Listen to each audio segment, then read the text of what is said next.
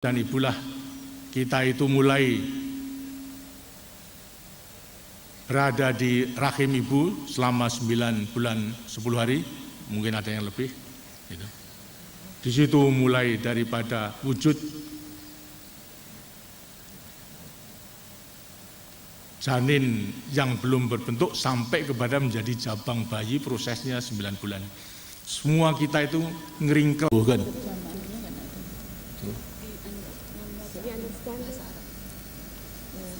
Ya. Selanjutnya tadi mengenai soal advis, artinya saran, tentunya juga kita melaksanakan prinsip hidup berdampingan secara damai tadi. Kita dengan prinsip menghormati kedaulatan masing-masing. Kita sama-sama, tidak ada yang melebihi daripada satu dengan yang lain gitu. Jadi memang dalam rangka kerjasama antar bangsa kita saling memberikan bantuan sepanjang daripada bantuan itu tidak dinilai sebagai campur tangan maupun juga dengan sinyal yang sangat menguntungkan daripada kerjasama tersebut. Do you understand? Yeah, I understand. First, I can get the channel 6 very well, so I couldn't catch your voice very well for the first portion, but I can understand the second portion. Yang pertama tadi nggak gitu jelas, belum dengar ini penjelasan Bapak tadi, tapi sekarang udah. Baik. Terus yang pertama yang belum jelas ya. Yang pertama saya menghargai tadi bahwasanya remaja Myanmar ikut serta dalam melaksanakan kirab remaja ini.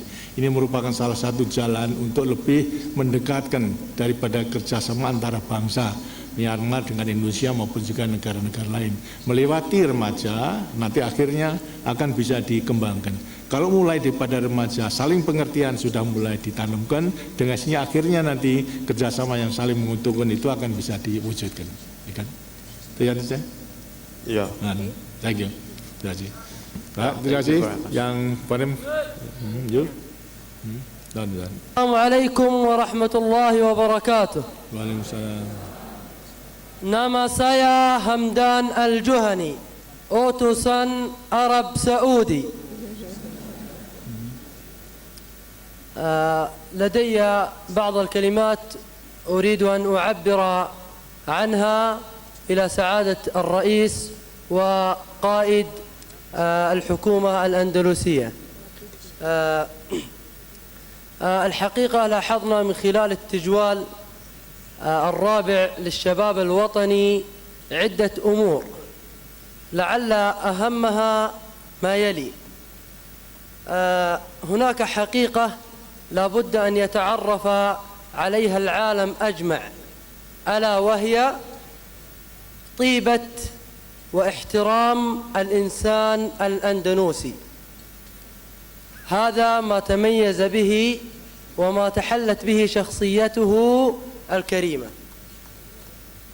إضافة إلى ذلك رأينا واستمتعنا بالطبيعة الخلابة الجميلة في روابي أندونيسيا.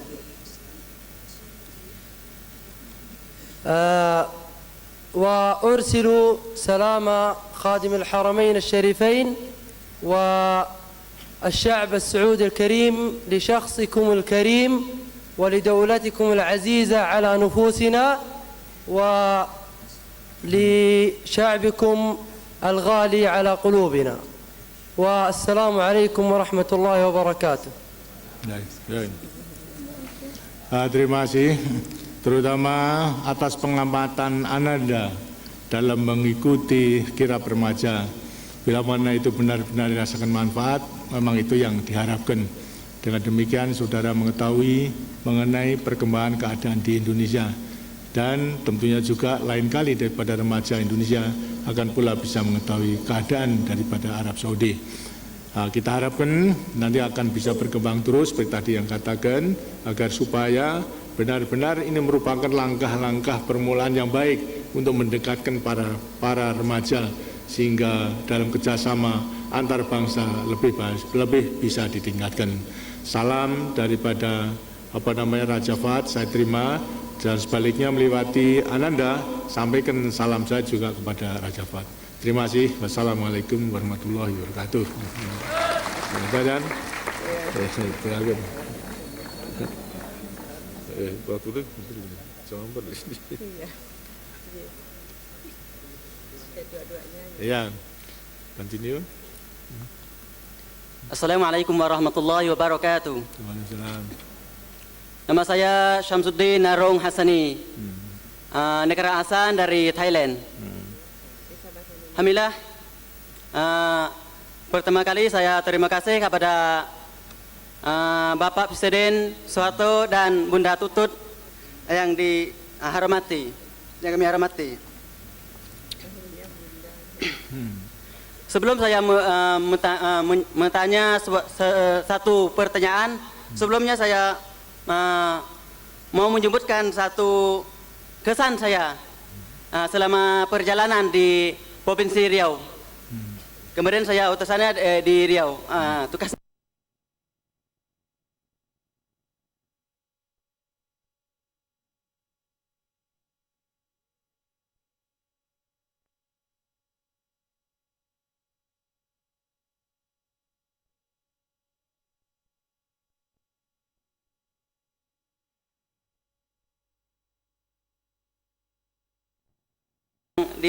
disimpan. Ya. Ya, itulah. Itu mereka dan alhamdulillah pada hari ini dalam hari ini yayasan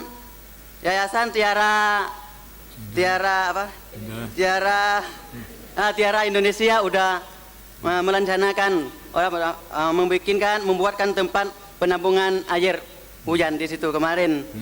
Ya, alhamdulillah lah, hari ini masyarakat di situ sangat bahagia tentang hal ini. Saya juga kan. Alhamdulillah. Dan satu, saya izin satu pertanyaan kepada Bapak. Ya. Tentang di Riau kan ada di Riau ini pada sarasehan di maaf ya. Ya, coba. Pada sarasehan di Kotip Dumai. Pada waktu itu pada sarasehan itu saya dapat satu informasi yang penting bahwa di Riau itu di bawah tanah punya minyak, di atas bumi juga minyak di Riau. Ya. Minyak kelapa Tapi sawit. saya selama perjalanan itu saya bisa membagikan dua kelompok masyarakat di situ.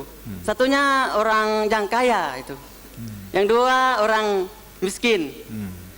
Dalam hal ini saya mau tanya Bapak itu, ya punya minyak orang kaya kan, tapi kok bisa ada miskin itu, Pak?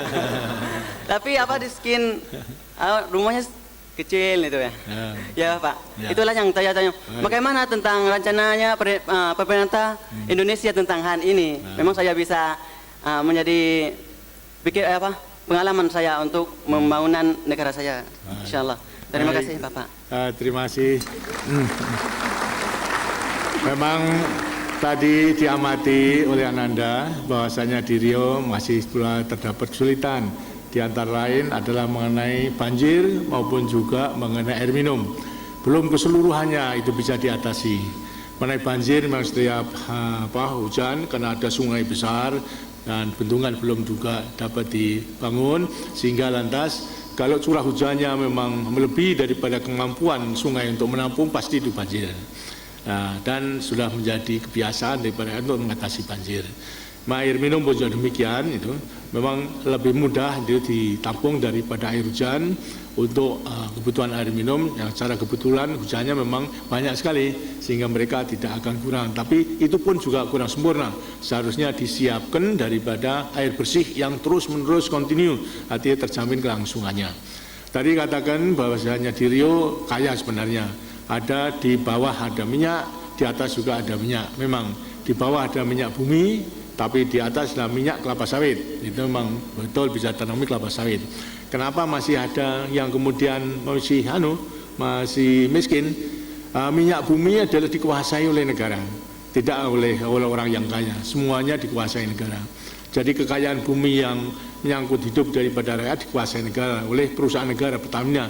Ini dimanfaatkan untuk kesejahteraan daripada rakyat. Di antara lain adalah mengenai bantuan desa dan lain sebagainya Adapun sekarang masih ada yang miskin memang dari permulaan pembangunan rakyat Indonesia yang miskin itu 60%-nya. 60% hidup di bawah garis kemiskinan. Setelah kita membangun 25 tahun masih ada yang tertinggal, kurang lebih 13%. 13% daripada 195 juta rakyat Indonesia masih banyak, kurang lebih 25 juta lebih atau mendekati 26 juta yang masih miskin. Itulah ada program untuk dapat mengatasi kemiskinan tersebut. Agar supaya yang belum dientaskan dari kemiskinan dengan program Impres Desa Tertinggal yang memberikan modal kepada desa yang merupakan modal revolving untuk terus modal daripada pembangunan ekonomi di desa tersebut. Dengan cara demikian maka Indonesia atau pemerintah mempunyai keyakinan pelita ke-6 ini yang miskin akan bisa diatasi secara keseluruhannya. Ini menurut program yang telah kita tentukan. Setidak-tidaknya mereka adalah akan dicukupi kebutuhan pangan dan non-pangan, baik mengenai soal pendidikan maupun juga kesehatan, termasuk dari kebutuhan non-pangan.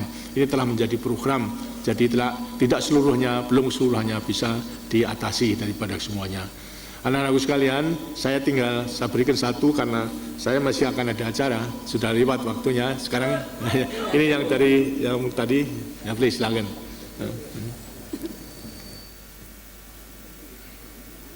Assalamualaikum warahmatullahi wabarakatuh. Dan selamat sore. Nama Kutaiba dari Palestina, dari provinsi Kalimantan Tengah. I will speak in English. I want that everybody understand me. First of all, I want to thank Indonesian government for everything she do for us, and for each nice moment we can get from the kirab. Second, my experience in Kalimantan Tengah was very great. I get very nice moments.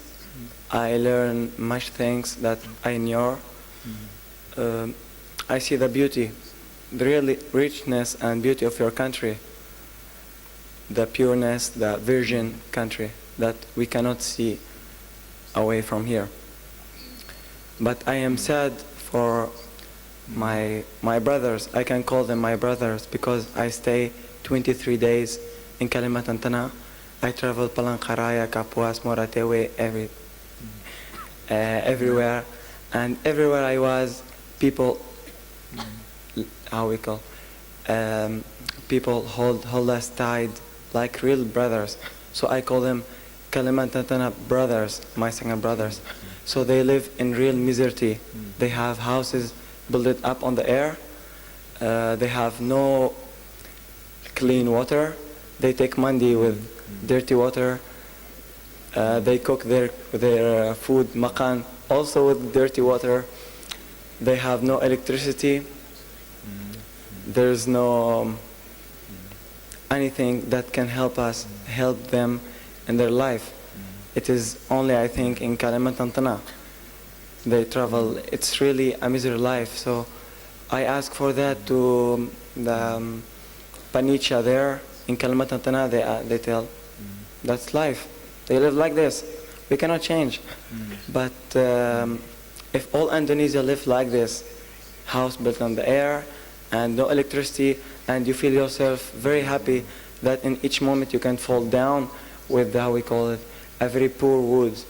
So I want to know what's the government projects to help these poor people outside Jakarta. Terima kasih. Baik, terima kasih. Jadi itu semuanya telah menjadi program daripada pemerintah dalam rangka membangun secara keseluruhannya, didasarkan kepada trilogi pembangunan, stabilitas nasional, pertumbuhan dan pemerataan. Memang seperti tadi dikatakan, kondisi kita pada waktu mulai pembangunan memang sangat berat, sehingga belum keseluruhannya bisa kita atasi. Dan sekarang ini daripada 65.000 desa, masih 22.000 desa yang tertinggal, yang masih belum bisa diatasi. inilah antara lain merupakan salah satu tantangan di pada remaja nanti akan turut serta dapat mengatasi.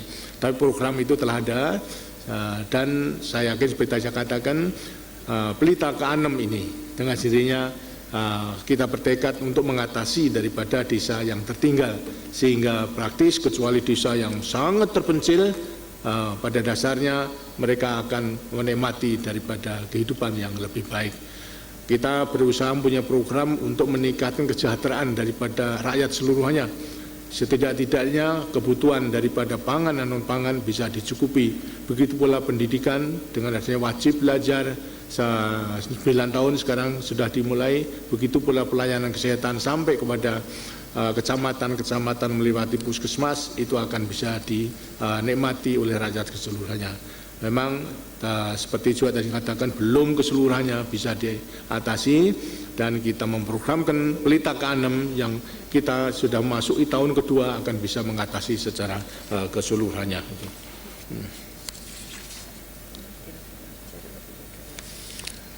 Dan karena waktunya tidak ada, saya masih ada rencana lagi yang harus saya selesaikan. Saya tentunya juga tidak begitu bahagia tidak bisa melayani pertanyaan daripada para remaja secara keseluruhannya. Tapi apa yang ditemukan di daerah tugasnya masing-masing bisa disusun, bisa kemudian lantas disampaikan kepada pemerintah. Setidak-tidaknya melewati Bunda Tutut itu bisa disampaikan sehingga nanti akan disampaikan juga kepada pemerintah, khususnya pada saya. Akan merupakan masukan-masukan yang sangat berharga dalam rangka menyempurnakan daripada perencanaan maupun pembangunan pada umumnya. Sekali lagi anak-anak, jadi manfaatkan daripada apa yang telah dilaksanakan melewati kirap remaja ini sebagai tambahan daripada menggembleng diri, mempersiapkan diri sebagai pemuda maupun juga sebagai generasi penerus yang punya tanggung jawab untuk menyelesaikan pembangunan, bahkan adalah menyelesaikan segala sesuatu yang belum dapat dijamah maupun diselesaikan oleh pemerintah yang sekarang ini. Anak-anak daripada nantinya mempunyai kewajiban untuk dapat menyelesaikan sehingga keseluruhan daripada cita-cita perjuangan kita masyarakat adil dan makmur berdasarkan Pancasila itu akan bisa diwujudkan. Sekembalinya ke tempatnya masing-masing, hendaknya supaya terus belajar, mempersiapkan diri sebaik-baiknya sehingga memiliki ilmu pengetahuan dan teknologi. Dan sekarang ini kita harus percaya bahwasanya bila ada kesempatan maka pemuda-pemuda kita ternyata bisa menguasai ilmu pengetahuan dan teknologi dalam menuju kepada kebangkitan nasional kedua. Para remaja telah menyaksikan hasil-hasil daripada kakak-kakakmu, generasi penerus, baik mengenai soal mesin, kapal, maupun juga daripada pesawat terbang yang didesain oleh putra-putri Indonesia. Nah, semua negara mengkhawatirkan mungkin bisa mendesain, tapi apakah mungkin bisa terbang? Dan ternyata tanggal 10 Agustus ini bisa terbang dengan selamat sehingga nanti akan bisa dikembangkan. Untuk selanjutnya diingatkan disiplin ya. Diingatkan disiplin. Untuk selanjutnya dengan dirinya juga sekarang itu kita sedang meningkatkan disiplin nasional, maka anak-anak pun juga yang telah membuktikan melaksanakan segala sesuatunya dengan disiplin akan menjadi pelopor, menjadi teladan di daerahnya masing-masing untuk meningkatkan disiplin nasional dalam segala bidang. Saya iringi dengan doa semoga Tuhan selalu akan melindungi anak-anak remaja sekalian kembali ke tempat dan kemudian bisa belajar dan melanjutkan daripada perjuangannya. Terima kasih. Wassalamualaikum warahmatullahi wabarakatuh.